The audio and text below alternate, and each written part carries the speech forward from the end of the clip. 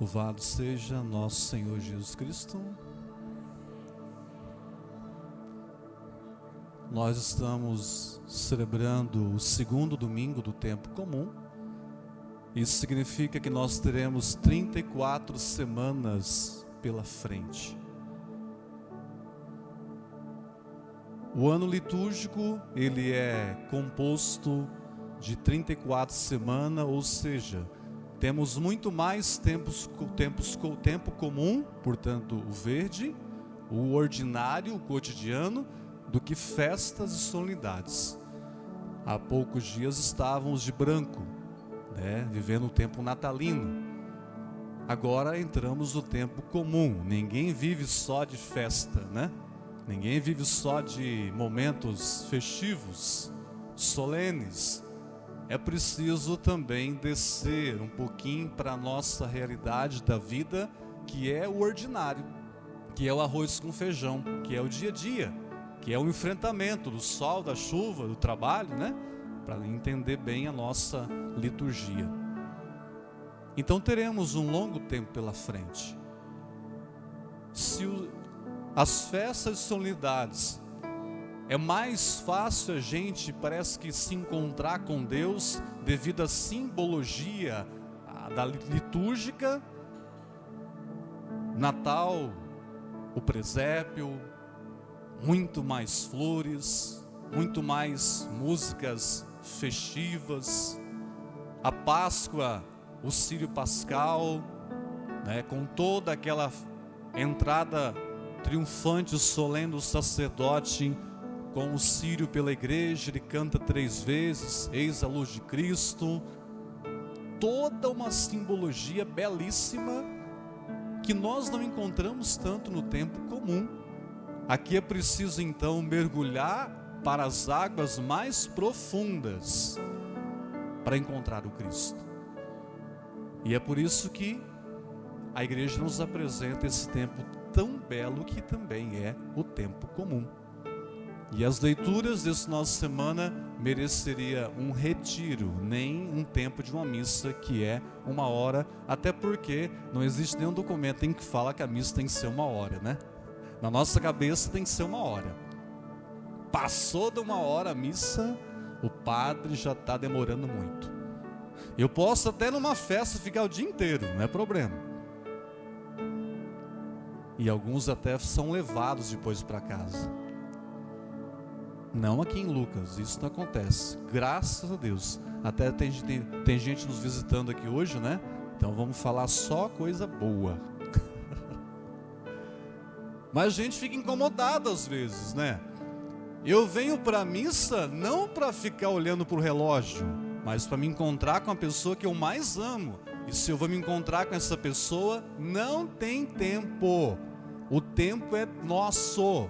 O tempo é para a gente gastar um olhando para o outro, conversando, aqui se tratando de Jesus, rezando, mergulhando nele, porque ele tem alguma coisa para me falar que lá fora eu não vou escutar. Por que a gente vem para a igreja? Para ouvir aquilo que comumente eu não consigo escutar pela correria, pelo barulho, por esse mundo materialista. A gente vem aqui para poder ouvir uma palavra que vai para a alma, lá no fundo. Por isso que domingo, o primeiro dia da semana, amanhã, segunda-feira, vamos trabalhar. Hoje não seria dia de atividade, seria o dia de nós contemplarmos Deus, pararmos. Já vamos ter 6 dias da semana para trabalhar. Então um dia é dedicado a Ele. Domingo, o dia da ressurreição, o dia do Senhor. Começamos a semana assim.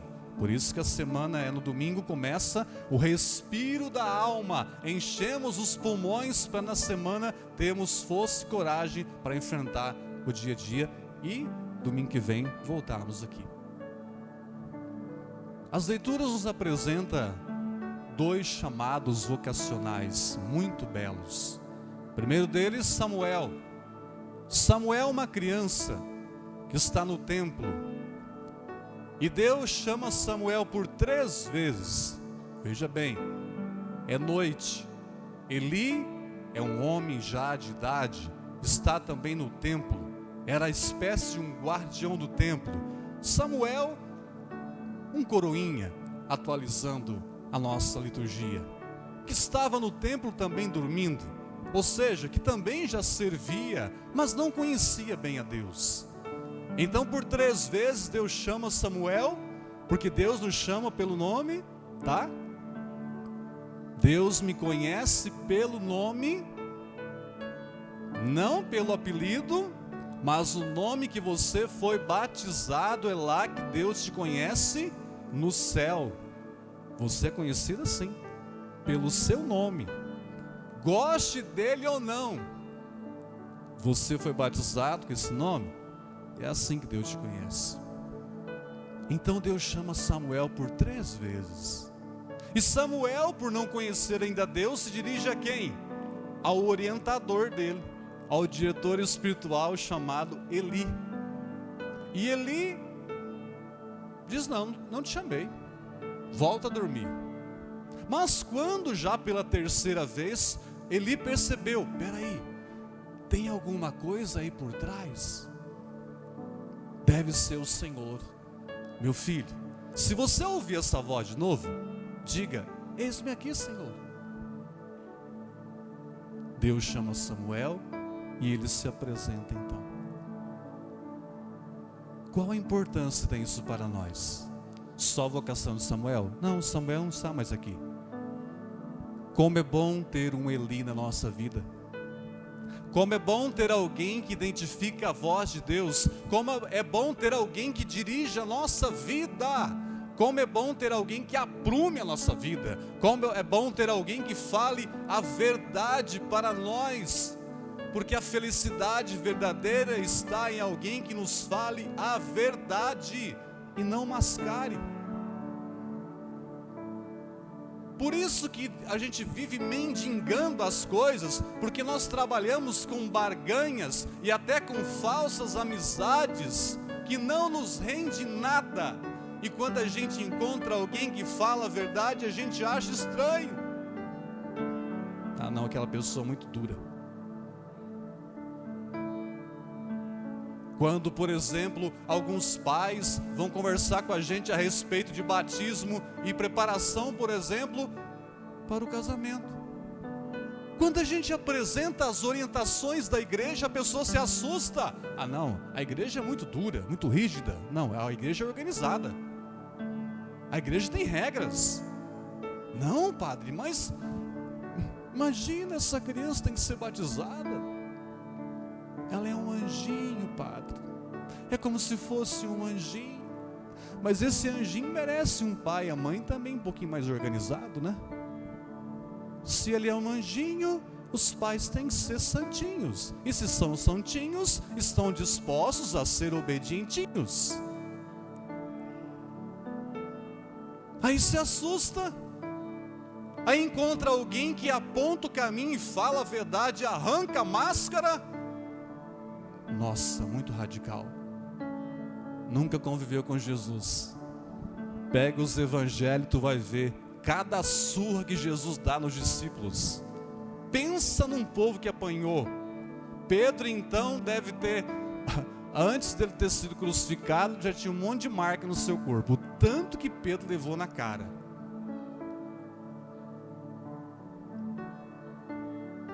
Precisamos encontrar alguém que fale a verdade para nós.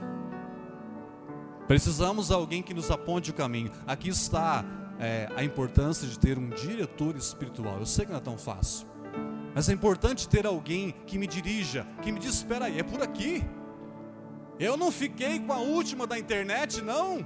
Eu não fiquei com a última notícia. Não é porque disseram que é por aqui que eu tenho que ir por aqui. Eu vou trocar a verdade da igreja, os valores da família, a raiz de mais de 2000 anos, pela última que surgiu daquele cara que aparentemente é bem intencionado. Não, eu não conheço você. É mais ou menos assim. A pessoa diz: padre, eu fui lá naquela fulana, diz que ela só pega a minha mão e consegue ler tudo da minha vida. Mas Eu inclusive fui lá esses dias e dei a minha mão para ela. Em 5 minutos ela falou minha vida inteirinha. Mas então sua vida não é grande coisa. Porque se ela fosse grande coisa, alguém com 5 minutos gastando, olhando para mim, pegando a minha mão e acha que conhece a minha vida? Oh, meu filho, se for nosso Senhor Jesus Cristo, eu acredito. Mas um comedor de feijão? Me desculpa. Eu prefiro dar a minha mão para Ele, porque eu sei para onde Ele vai me levar. Vai doer, mas o caminho está certo. Eu não dou minha mão se não for para Ele. Não vale a pena. Como é bom ter um Eli na nossa vida para despertar a nossa vocação. Eu tive um, inclusive chama-se Eli também. Até contei por esses dias já.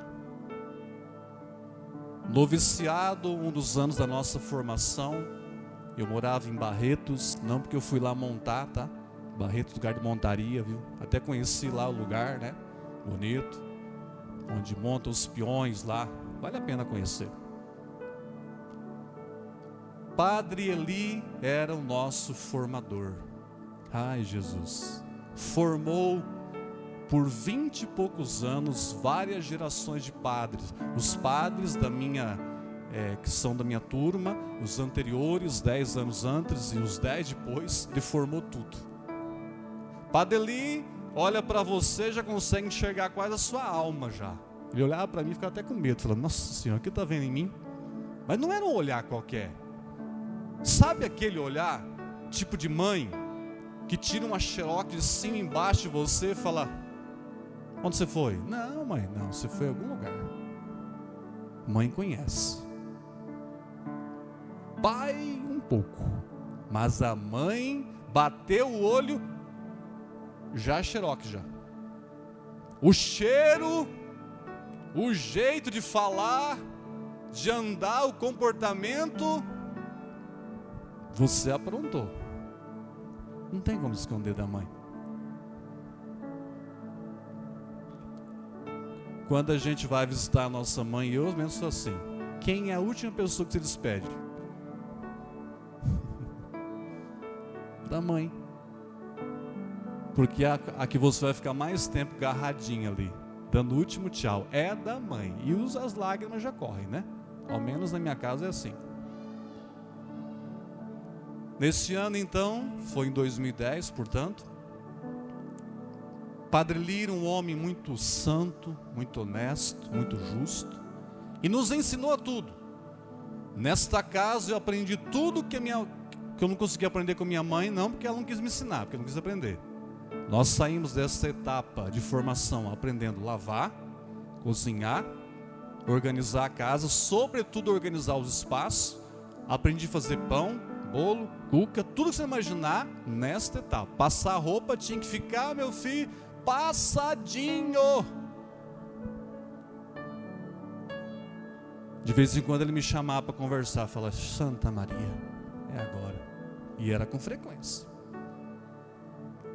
Um dado dia, Padre Eli chegou em mim e disse assim, porque atrás do cemitério tinha uma capela chamada eremitério, que vem de eremita. Foi cavado no chão ali, uns 2,5 metros, 3 metros, e a gente descia naquela capela rústica, bruta, tijolinho à vista, altar, tijolinho à vista, e lá a gente fazia as nossas orações mais em silêncio. E quando ele precisava chamar a atenção da gente, conversar mais sério, falava, vamos descer naquela capelinha? Falava, ai Jesus, é hoje. E ali, meu filho do céu, o negócio acontecia mesmo. Ele me chamou e disse, olha, lá na capelinha, o eremitério, tem muito cupim. Pega o óleo queimado, vai matar aqueles cupins lá. Eu peguei uma garrafinha de óleo queimado, desci lá para matar os cupins. Todos os cupins que tinham, matei tudo. 10 minutinhos depois, voltei lá. Eu falei, padre, aqui está o que sobrou do óleo. O senhor tem mais algum serviço para mim? E ele me disse, você já acabou? Já. Vamos voltar lá. Me mostra onde você passou o óleo. Falei, no chão da capela inteirinho. Quantos lados tem essa capela? Você passou em todos os lados? Não. Você olhou embaixo do altar, dos bancos, e você viu o foco que está na entrada, que tem um toco podre ali? É lá que está vindo, de lá que está vindo esses bichos? Senta aqui. Eita, foi a melhor aula da minha vida, com dor. Meu filho, um dia você vai ficar padre, e você vai chegar numa paróquia, e você vai precisar entender o seguinte: não olhar só o chão da sua paróquia, não contemplar só um grupo, mas todos os lados da paróquia, todos os grupos e comunidades. Você vai ser padre para uma paróquia e não para uma pessoa exclusiva ou um grupinho. Aprenda isso. Então eu vou te deixar aqui matando o resto dos cupins agora. Eu gastei mais 3 horas matando cupim. Eu tenho em haver já cupim morto pro resto da minha vida já. Nunca vou matar cupim. Tenho raiva de cupim. Eu odeio cupim.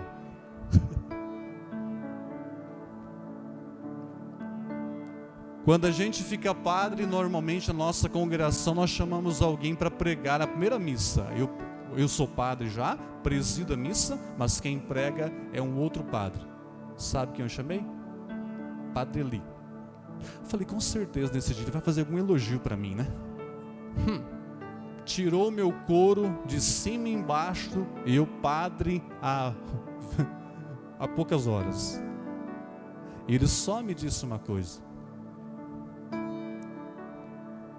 o que você está assumindo hoje é o maior compromisso que um homem pode assumir sobre a terra.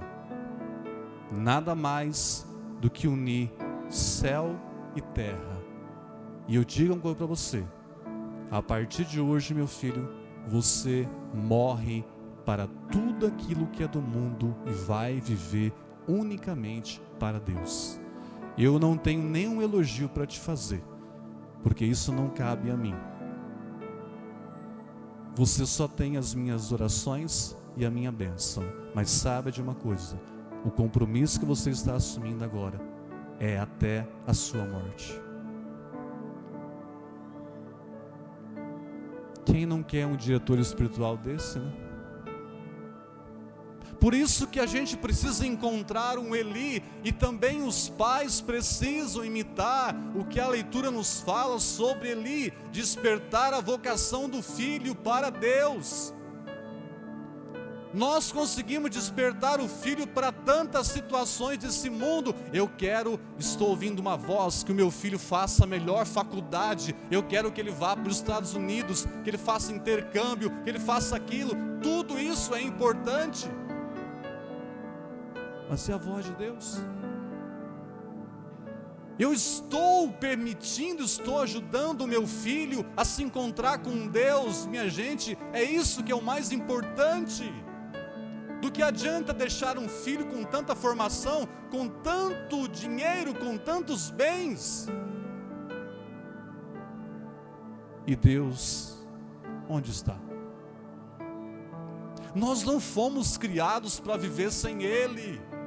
Eu não fui criado para viver sem Deus. A minha vida só foi pensada com Ele, não fora dele. Acompanhe os seus filhos. Gente, eu vou dizer uma coisa para você muito séria. Ser padre não é tão simples. Querer ser padre não é simples. É uma luta, é uma guerra todo dia. Querer ser pai, querer ser mãe é a mesma coisa. Eu me uno a você. A minha aliança de consagração está aqui. Eu me uno à aliança que está no seu dedo esquerdo, também de entrega. Nunca foi fácil ter filhos. E desculpa a minha sinceridade também, a geração de agora está caminhando mal, porque se fecharam a vida. Essa história de que só pode ter um filho e tá bom, porque nós queremos, Padre, sossego, isso não é coisa de Deus. Não. O casal precisa estar aberto sim à vida. Por isso que inventaram um monte de medicamento. Todos esses medicamentos, desculpa dizer, eu trabalhei com farmácia muitos anos, também sou enfermeiro de formação e sei bem o que eu estou falando. Nenhum medicamento desse que impede a vida causa o bem para a mulher. Seja endovenoso, seja intrauterino, seja adesivo, seja oral, o que for, todos eles têm um certo malefício. É muito mais fácil dizer assim, eu não quero mais nenhum filho. Mas a pergunta é, quantos filhos Deus quer te dar? Quantos filhos Deus quer te dar? Decidir sem Deus é muito fácil. Quantos filhos Deus quer te dar? Por isso que eu não quis ter só um filho. Eu não quis ter só um. Eu quis ter muitos. Eu quis ter todos.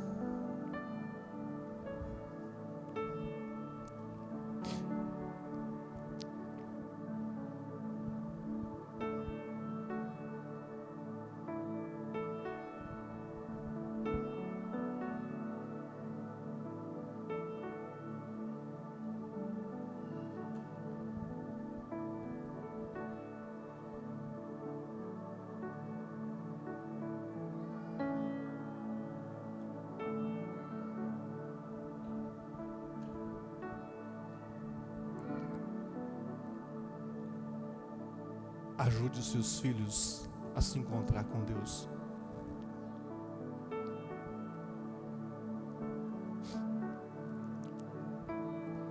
Este é o maior tesouro, não é outro. O mundo está nos cegando, achando que nós seremos felizes sem Deus e sem os filhos. Jamais. Eu prefiro uma casa cheia de brinquedos, toda bagunçada no bom sentido, do que uma casa toda organizadinha e certinha, fria.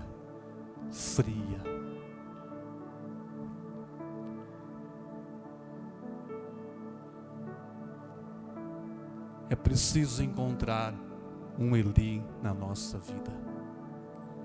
Como também os discípulos se encontraram com Jesus a partir de João Batista. João Batista não fez grande discurso, só disse, eis o Cordeiro de Deus, só isso. E os dois foram seguir Jesus. O testemunho, gente, arrasta. Você pode ter muita informação, formação e capacidade intelectual, mas se não tiver alma, se não tiver entrega, se não tiver testemunho, se não tiver essa atração, se não amar o que você faz, esquece, não vai conseguir ser feliz. No seu trabalho, por exemplo, o que você faz, se você fazer com amor, atender cada um com amor, independente, fazer bem feito, as pessoas notam. Fazer com cuidado, com paciência. Eu não estou falando de quantidade, não. Até de vez em quando eu fico até meio chateado aqui em Lucas com algumas situações, né? Eu não entendo. Alguns que trabalham com um monte de obra, de vez em quando eu fico chateado. Já falei para alguns já. Não adianta pegar um mundaréu de coisa e não dar conta. Pega o que você pode fazer e faça com qualidade. Faça com qualidade, com esmero. Nossa, essa semana arrebentei. Mas se você conseguir, está conseguindo ser competente,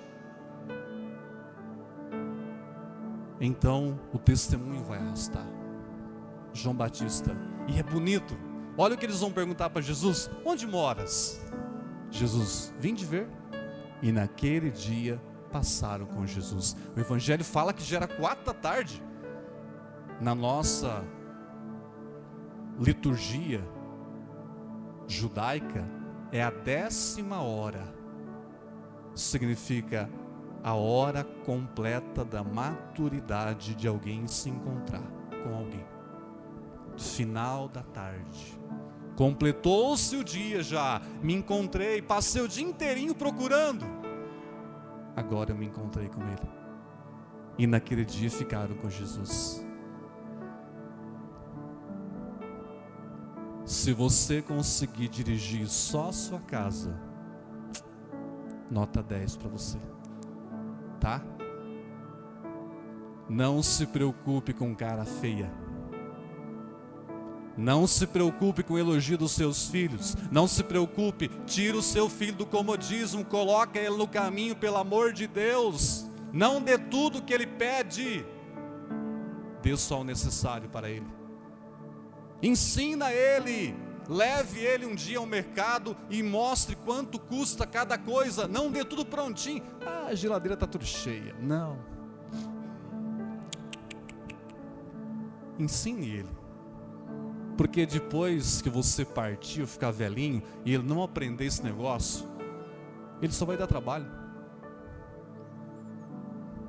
Quantos marmanjos que se casaram, inclusive trata a esposa como fosse a mãe dele. Ela tem que fazer tudo. Ah, por favor. Eu estou dizendo porque eu também não sabia fazer, precisa apanhar muito. E eu desejo que seu filho também aprenda desse jeito, mas por você, com você, a partir de você. Ensinar não é fácil não, mas é a maior herança que um pai e uma mãe pode deixar para o seu filho. Escreva isso. Você pode mudar daqui, ele pode se mudar para qualquer lugar. O meu filho sabe cozinhar. O meu filho sabe passar. O meu filho sabe cuidar de casa. O meu filho sabe fazer compra. O meu filho sabe comprar. O meu filho sabe negociar. O meu filho sabe. Então, meu filho, voe agora. Ninguém criou ninguém para ficar a vida toda em casa. Voe. Alce um voo. Vá formar a sua família. Um instante em silêncio.